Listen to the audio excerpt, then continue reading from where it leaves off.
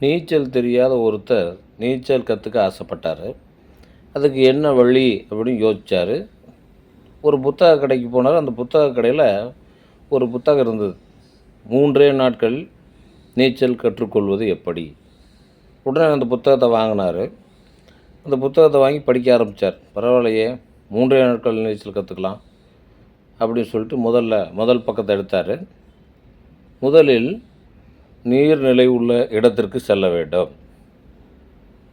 அப்போ உடனே அவர் போயிட்டார் நீர்நிலை உள்ள இடத்துக்கு. 2வது பாயிண்ட்டு, அந்த இடத்தில் ஒரு ஆள் முழுகும் அளவிற்கு நீர் இருக்கும் இடத்தை தேர்வு செய்ய வேண்டும். இப்போ பார்த்தாரு, ஒருத்தர் அங்கே குளிச்சுக்கிட்டு இருந்தார். அதை வச்சு அந்த இடம் ஆள் முழுகிற அளவுக்கு இருக்குது அப்படின்னு இடத்த செலெக்ஷன் பண்ணிட்டார். 3வது பாயிண்ட்டு, அந்த இடத்தை தேர்வு செய்தவுடன் அதில் குதித்து கை கால்களை நன்றாக அடிக்க வேண்டும்.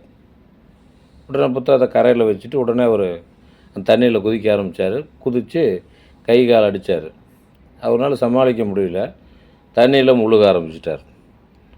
அப்போ அங்கே அக்கம் பக்கத்தில் வந்தவங்க எல்லாம் இருந்து ஓடி வந்து அவரை தூக்கி கரையில் போட்டு முதலுதவி பண்ணி காப்பாற்றினாங்க. அப்புறம் அவர் புத்தகத்தை எடுத்து படித்து பார்த்தாரு. கடைசி பாயிண்ட்டு,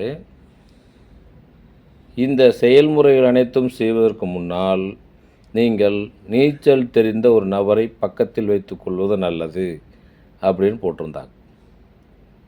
அப்போ எந்த செயலை செய்கின்ற பொழுதும் முதல்ல முழுசாக அதற்கான ஒரு திட்டத்தை வரையறுத்து கொள்ள வேண்டும். அதற்கப்புறம்தான் அந்த செயலை செய்ய வேண்டும். அதான் வள்ளுவர் சொல்கிறாரு, எப்பொருள் யார் யார் வாய் கேட்பினும் அப்பொருள் மெய்ப்பொருள் காண்பது அரிது. யார் எதை சொன்னாலும் உடனே அப்படியே செய்யாமல் அதனுடைய உண்மைத்தன்மையை அறிந்து அந்த பொருளினுடைய உண்மைத்தன்மை அறிந்து செய்தால் வெற்றி பெறலாம். எப்பொருள் யார் யார் வாய் கேட்பினும் அப்பொருள் மெய்ப்பொருள் காண்பது அறிவு.